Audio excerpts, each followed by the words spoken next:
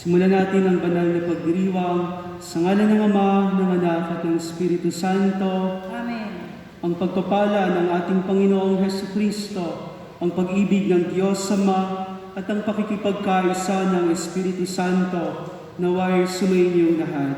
At sumainyo rin. Mga kapatid, tayo ngayon ay nasa ika-4 na linggo sa karaniwang panahon at sa pagtuturo ni Jesus, mayroong kapangyarihan at otoridad ipinapaalala sa ating bilang mga Kristiyano. Tayo rin ay inaniyahan na magkaroon ng mabuting impluensya para sa ating kapwa bilang pagpapalaganap ng mabuting balita at ng ating pananampalataya. Aminin natin ang ating mga kasalanan at ihingi ng kapatawaran sa Panginoong nagpapatawad ng lubos.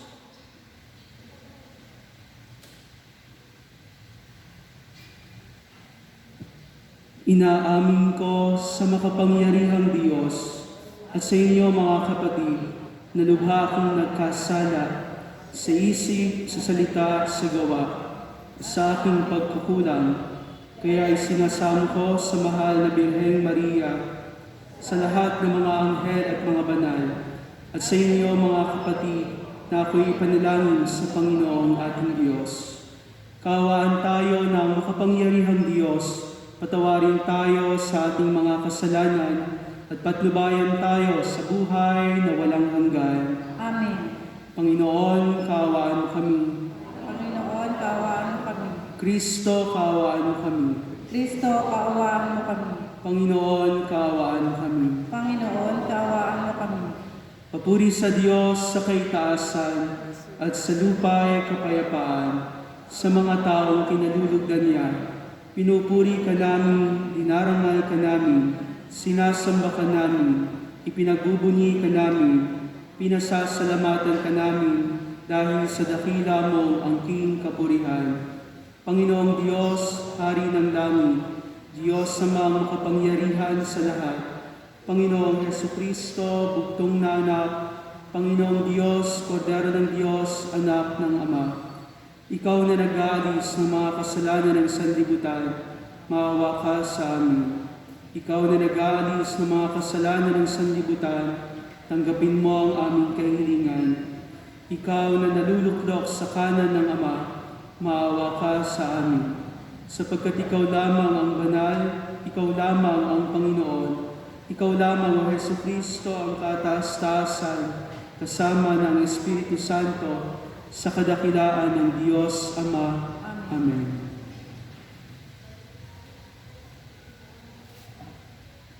Manalangin tayo. Ama naming makapangyarihan, ipagkaloob mong kami makasamba sa iyo ng may loobing taimtim na totoo, at kami rin naway magmahal sa aming kapwa-tao ng may damdaming ibinubunsod ng iyong Espiritu. Sa pamagitan ni Hesukristo, kasama ng Espiritu Santo, magpasawalang hanggan. Amen.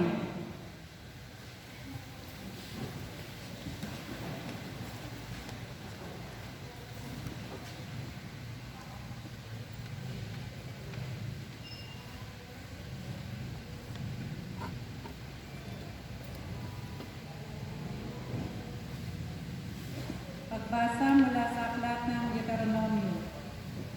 Sinabi ni Moises sa mga tao, mula sa inyo, pipili ang Panginoon ng propetang tulad ko. Siya ang inyong pakikinggan. Ito'y kadugunan sa hiling ninyo sa Panginoon nang kayo'y nakatipon sa Horeb. Ang sabi ninyo, huwag mo nang parinig uli sa amin ang tinig ng Panginoon, ni ipakita pa ang kakilakilabot na apoy na ito, pagkat tiyak na mamamatay kami. Sinabi naman niya sa akin, tama ang sabi nila, kaya pipili ako ng propetang tulad mo. Sa kanya ko ipasasabi ang ibig kong sabihin sa kanila. Sino mang hindi makinig sa kanya ay mananagot sa akin. Ngunit tiyak na mamamatay ang propetang mangangas magsalita sa pangalan ko nang hindi ko pinahihintulutan o magsalita sa pangalan ng alinmang Diyos-Diyosan. Ang salita ng Diyos. Panginoon, inyong dinggin, huwag niyo siyang salungatin. Tayo ay lumapit sa ating Panginoon, siya ay awitan, ating papurihan. Ang batong kublihan natin kalakasan. Tayo ay lumapit sa kanyang harapan na may pasalamat, siya ay purihin ng mga awiting may tuwa at galak. Ang Panginoon ay inyong tingin, huwag niyo siyang salungatin. Tayo ay lumapit sa kanya'y sumamba at magbigay galang. Lumuhod sa harap nitong Panginoon sa ating lumalang. Siya ang ating Diyos, tayo ay kalingan niyang mga hirang, mga tupa tayong inaalagaan. Panginoon, ang kanyang salita ay ating pakinggan, iyan inyong puso'y huwag patigasin tulad ng ginawa ng inyong magulang nang nasa Meriba sa ilang namasa. Ako ay tinuksot, doon ay sinubok ng inyong magulang, bagamat nakita ang aking ginawang silang nakinabang.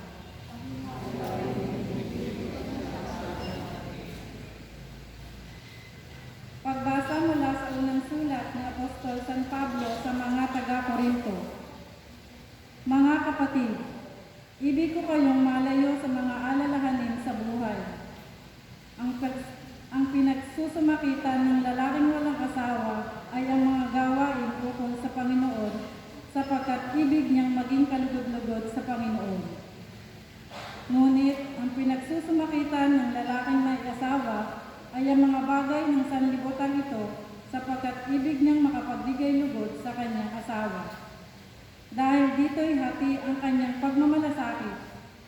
Gayon din naman, ang pinagsisikapan ng dalaga o babaeng walang asawa ay mga bagay na ukol sa Panginoon, sapagkat ibig niyang maitalaga ng lubusan ng sarili sa paglilingkod sa Panginoon.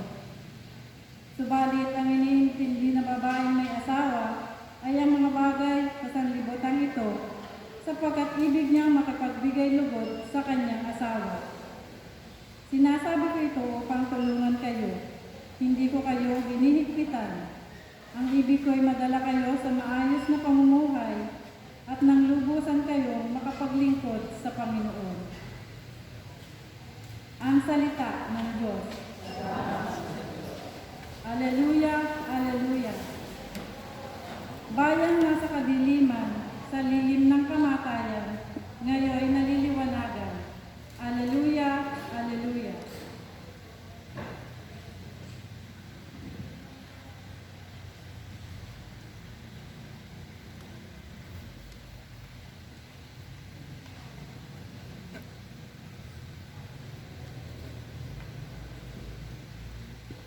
Sumayin niyo ang Panginoon. At sumayin niyo rin. Ang mabuting balita ng Panginoon ayon kay San Marcos. Papuri sa iyo, Panginoon.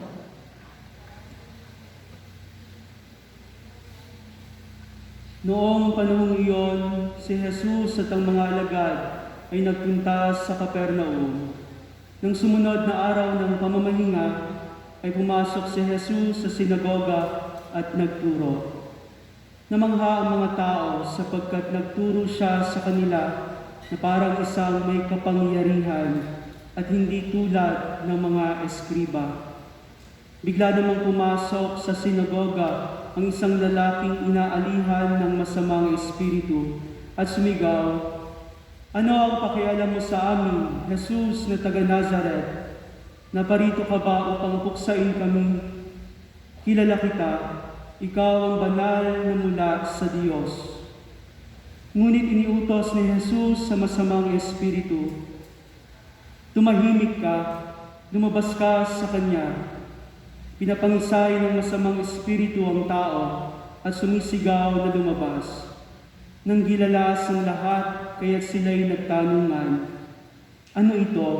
Bagong aral." Nauutusan niya pati ang masasamang espiritu at sinusunod naman siya. At mabilis na kumalat sa buong Galilea ang balita tungkol kay Jesus. Ang mabuting balita ng Panginoon. Pinupuri ka namin, Panginoong Jesucristo.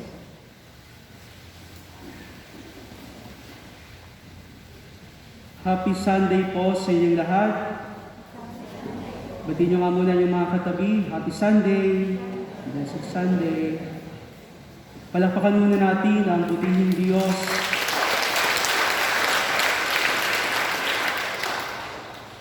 Mga kapatid, sa linggong ito, bibigyan po natin ng tema ang ating pagdiriwang ay sa isang paanyaya, be a good influence. Sabihin nyo nga, be a good influence. Ikaw ba, malakas ka bang maka-influensya? Tanungin mo yung katabi mo, are you an influencer?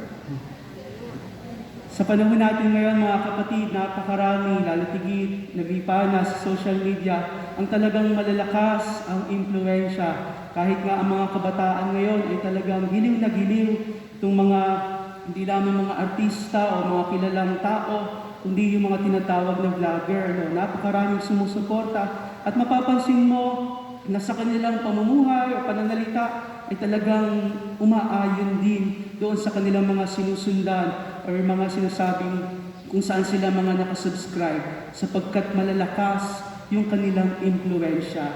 Pero mga kapatid, sa puntong ito marahil sa ating ebanghelyo na narinig, mapapansin natin na si Jesus ay sinasabing nagtuturo na mayroong kapangyarihan o otoridad na kaiba sa mga eskriba. Kaya kung kayo aking tatanungin, kayo ba napakalakas ang inyong impluensya sa iyong kapwa?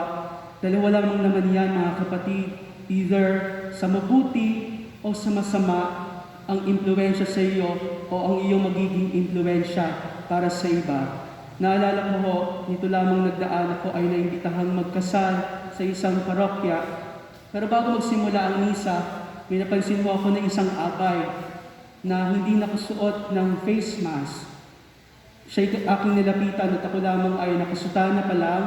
Sabi ko sa kanya, Sister, maaari ho bang pakisuot ng inyong face mask? Ang sabi sa akin ng abay, sino ka ba? Sino ka ba? Para sabihan ako na mag-face mask. Sakristan pala. Ang sabi sa akin ng babae.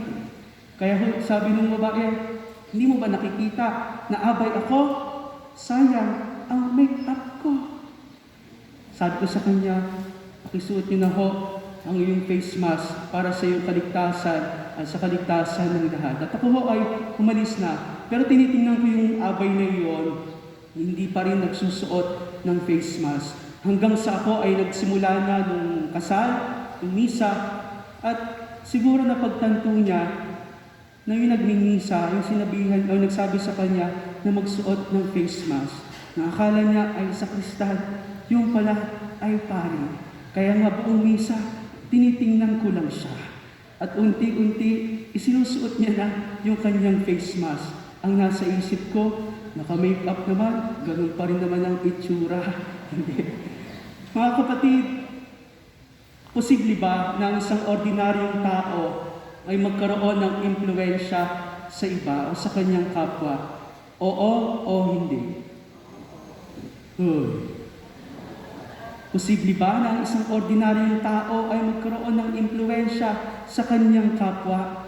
May dalawang pamaraan, mga kapatid, na totoo hindi nasusukat sa anumang kayamanan o sinasabing posisyon o dignidad at taglay natin upang ikaw ay maka-impluensya sa iyong kapwa. Kung si Jesus sa kanyang pagtuturo sa pamamagitan ng kanyang mga himala, kahit ang demonyo ay sumusunod sapagkat mayroong kapangyarihan ang kanyang pananalita. Dito pa lamang makikita natin, mga kapatid, na ang salita ng Diyos ay talagang sadyang napakamakapangyarihan.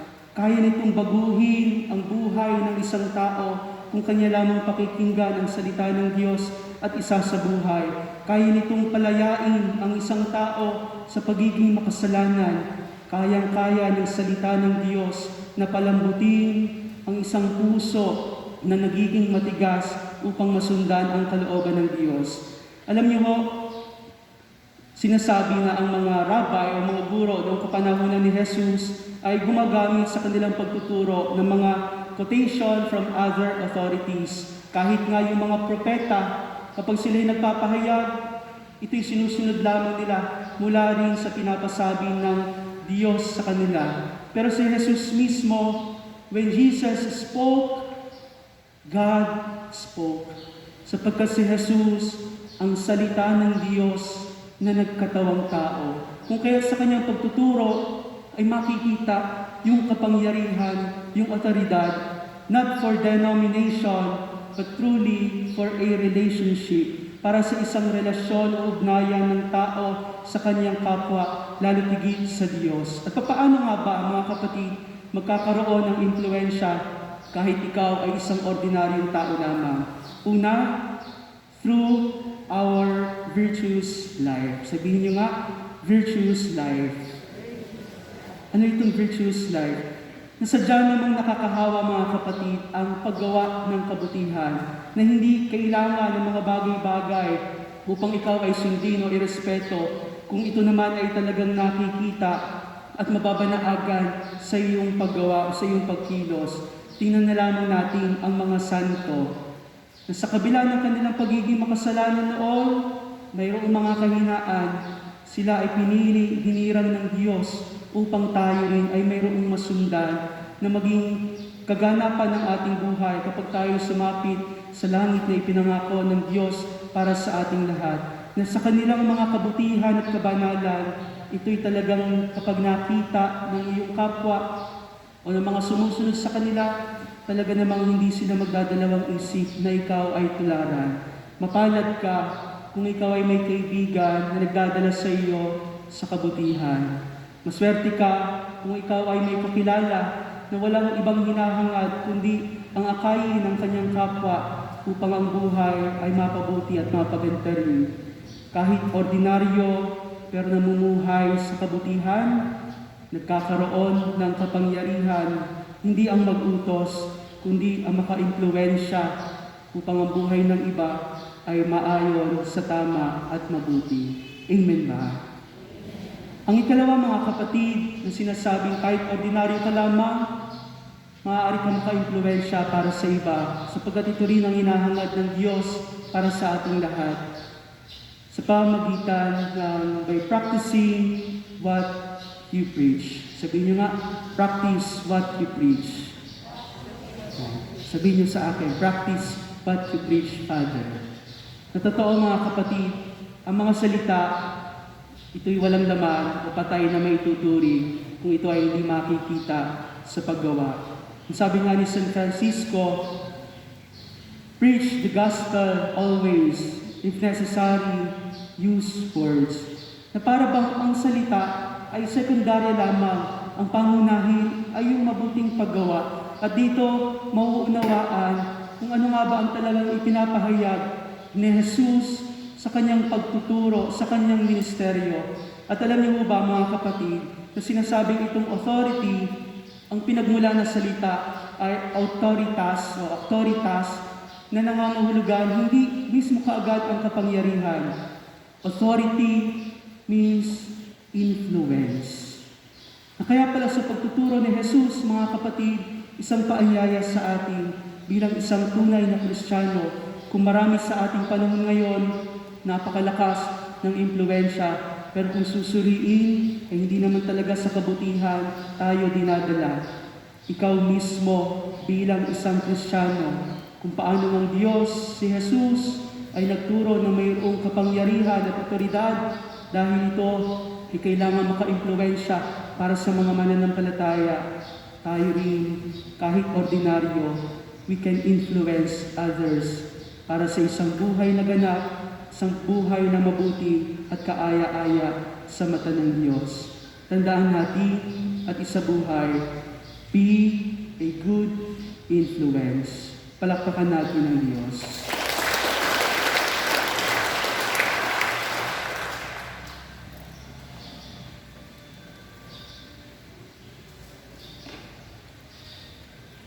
Ating ipahayag ang ating pananampalataya. Sumasampalataya ako sa Diyos sa mga makapangyarihan sa lahat na may gawa ng langit at lupa. Sumasampalataya ako kay Jesucristo, isang anak ng Diyos, Panginoon nating lahat. Nagkatawang tao siya lalang ng Espiritu Santo. Ipinanganak ni Santa Maria Birhen, pinagpakasakit ni Poncio Pilato, Ipinako sa krus na matay hindi, nanaog sa kinaroroonan ng mga yumao, na may tatlong araw na buhay na muli, umakyat sa langit, naliplok sa kanan ng Diyos na magkapangyarihan sa lahat. Doon magmumulang paririto at hukom sa nangabubuhay at nangamatay na tao. Sumasampalataya naman ako sa Diyos Espiritu Santo, sa banal na simbahan katolika, sa kasamaan ng mga banal, sa kapatawaran ng mga kasalanan, sa pagkabuhay na muli na nangamatay na tao, sa buhay na walang hanggan.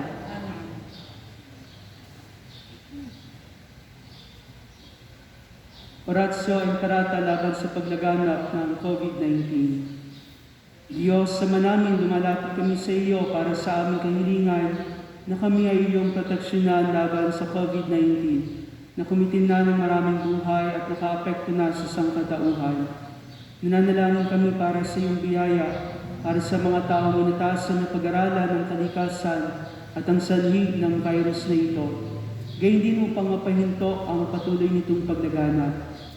Gabayan mo po ang mga inatasang mga laga sa kalusugan na kanila nawang magampanan ang kanilang tungkulin ng buong husay at may malasakit. Gabayan mo po ang mga kawani ng pamahalaan at ang mga nasa pribadong institusyon sa kanilang paghahanap ng lunas upang musugpo ang pandemyang ito. Ipinapanalangin namin ang lahat ng mga naapektuhan. Naway, hilingin mo po ang kanilang karamdaman.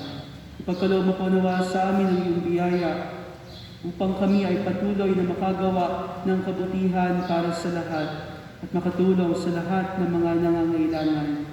Pinapanalangin po namin ito sa pamagitan ng aming Panginoong Jesucristo, iyong anak, na nabubuhay at nag-ahari kasama ng Espiritu Santo, magpasawalang hanggan. Amen. Maria, aming ina at tulong ng mga Kristiyano, Panalangin mo kami. San Rafael Arcangel, Panalangin mo kami. San Roque, Panalangin mo kami. San Lorenzo Luis, Panalangin mo kami. San Pedro Calusod, Panalangin mo kami.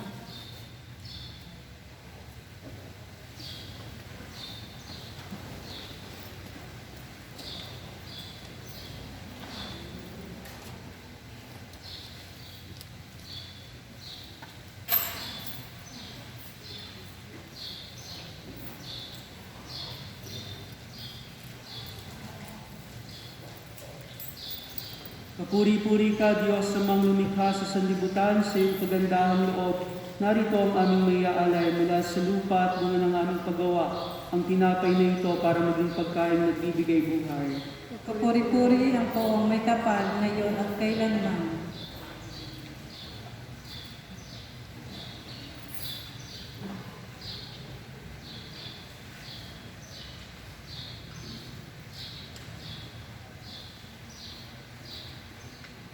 Puri ka, Diyos, sa mga lumikha sa sanlibutan, sa iyong kagandahang loob, narito ang aming maiaalay.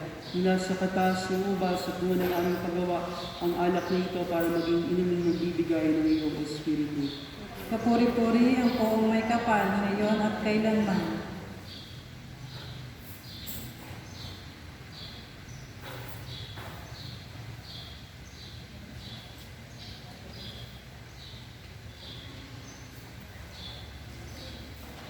Manalangin kayo mga kapatid upang ang paghahain natin ay kalugdan ng Diyos sa mga kapangyarihan.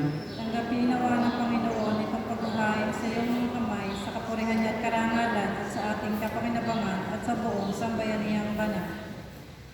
Ama naming lumikha, ang mga alay na ngayon aming inihahanda sa hapag na ito ng iyong dambana ay iyong tanggapin at gawaran ng pagpapala upang mapagsaluhan namin ang kaligtasan mong ginawa sa pamagitan ni Jesucristo kasama ng Espiritu Santo magpasawalang hanggan. Amen.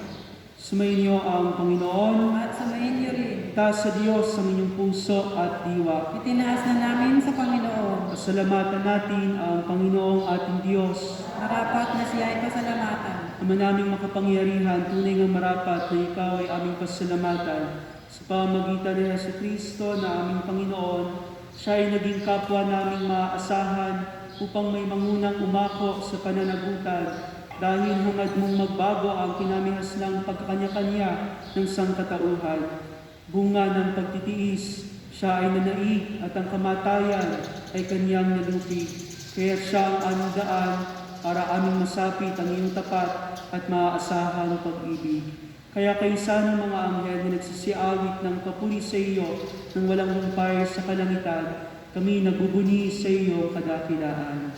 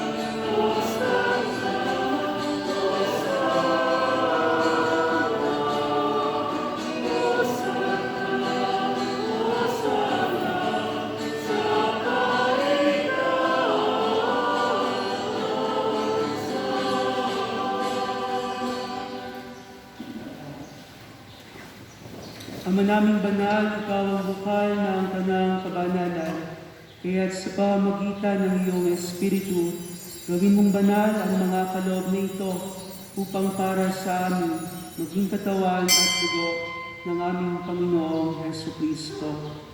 Bago niya pinagtiis ang pusang loob na maging handog, hinawakan niya ang tinapay, pinasalamatan kanya, pinaghati-hati niya iyon, niabot sa kanyang mga alagad at sinabi, "Tanggapin ninyo ang lahat ito at kanin. Ito ang aking katawan na ihahandog para sa inyo."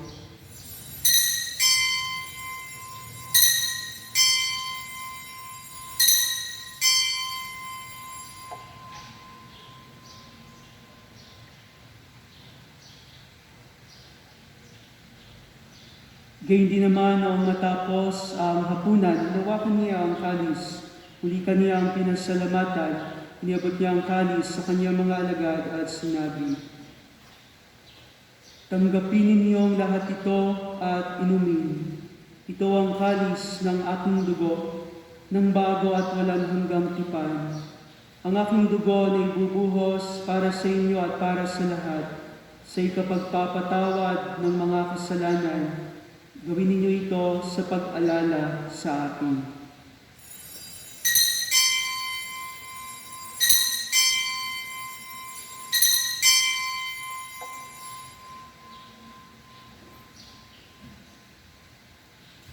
Ipagbuni natin ang misteryo ng pananampalataya. Si Kristo'y namatay, si Kristo'y nabuhay, si Kristo'y babalik sa wakas ng panahon. Ama, ginagawa namin ngayon ang pag-alala sa pagkamatay at muling pagkabuhay ng iyong anak, kaya't iniaalay namin sa iyo ang tinapay na nagbibigay buhay at ang kalis na nagkakaloob ng kaligtasan. Kami nagpapasalamat dahil kami yung minarapat na tumayo sa harap mo para maglingkod sa iyo. Sinasama namin kaming magsasalo-salo sa katawan at dugo ni Kristo ay mabuklod sa pagkakaisa sa pamamagitan ng Espiritu Santo. Ama, lingapin mo ang iyong simbahang laganap sa buong daigdig. Puspusin mo kami sa pag-ibig kaysa ni Francisco na aming Santo Papa at ni Benaventura na aming Obispo at ng Kanyang Kaparian. Alalahanin mo rin ang mga kapatid naming nahimlay nang may pag-asa na sila'y muling mabubuhay, gayon din ang lahat ng mga pumanaw. Kaawaan mo sila at patuloyin sa iyong kaliwanagan. Kaawaan mo at pagintapatin kaming lahat na makasalo sa iyong buhay na walang wakas, kaysa ng mahal na Birhen Maria, na ina ng Diyos, ni San Jose ng kaniyang kabiyak ng puso, kaysa ng mga apostol, ni San Santiago, aming patron, at ng lahat ng mga banal na namuhay dito sa daigdig ng kalugod-lugod sa iyo, may pagdiwang nawa namin ang pagpupuri sa ikararangal mo sa pamagitan ng iyong anak na aming Panginoong Hesukristo. Sa pamamagitan ni Kristo, kasama niya at sa Kanya, ang lahat ng parangal at papuri ay sa iyo, Diyos Amang makapangyarihan, kasama ng Espiritu Santo, magpasawalang hanggan. Amen. Sa tagubili ng mga nakagagaling na utos sa turo ni Jesus na Panginoon natin at Diyos, ipahayag natin ang lakas loob. Ama namin, sumasalangit ka, sambahin ang ngalan mo, mapasa amin ang kaharian mo, sundin ang loob mo dito sa lupa para ng sa langit.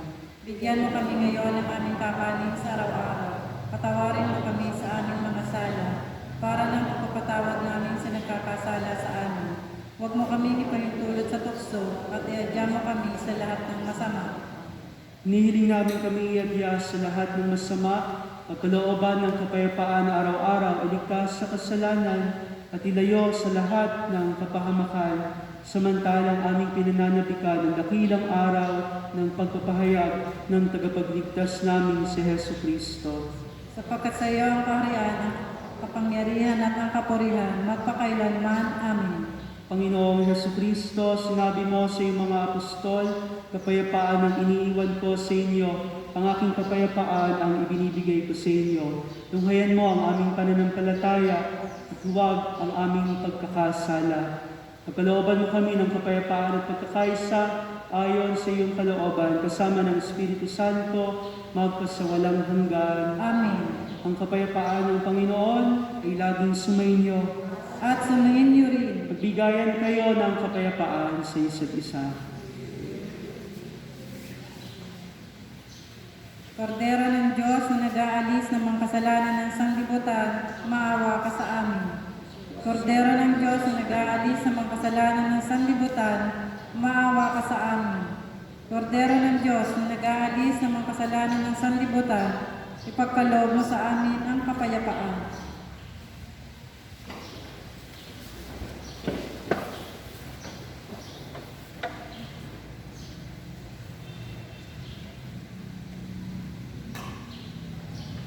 Mga kapatid, ito ang ating Panginoong Jesus, ang Kordero ng Diyos na nag-aalis sa mga kasalanan ng sanlibutan. Mapalad ang mga inaniyahan sa kanyang piging.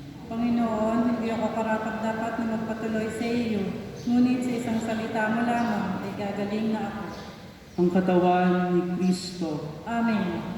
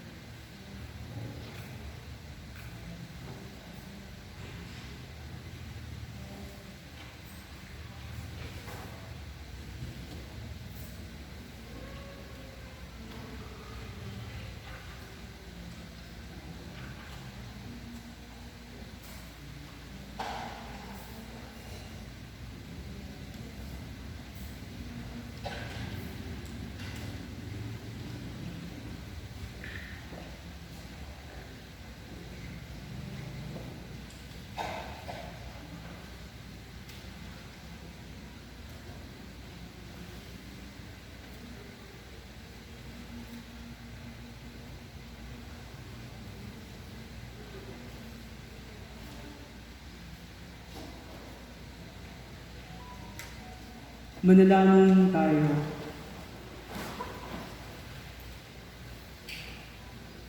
Ama naming mapagmahal, kaming nagsipakinabang sa piging ng aming kinamtang kaligtasan ay humihiling na iyong bigyang kaunlaran sa pananampalatayang wagas kailanman sa tulong ng panubos na ngayon iyong bigay sa pamagitan ng Jesucristo kasama ng Espiritu Santo magpasawalang hanggan. Amen.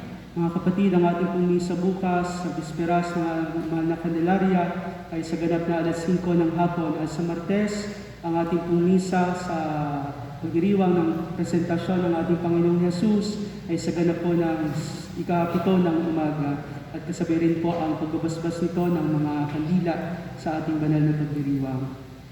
Be a good influence.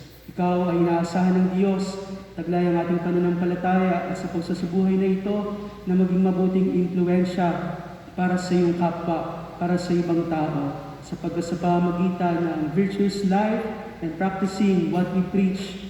Patuloy tayo na makakapag-akay ng ating kapwa papalapit sa Diyos. Be a good influence.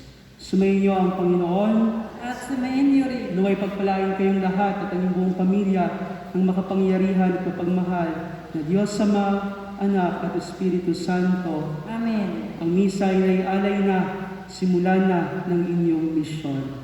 Salamat sa Diyos.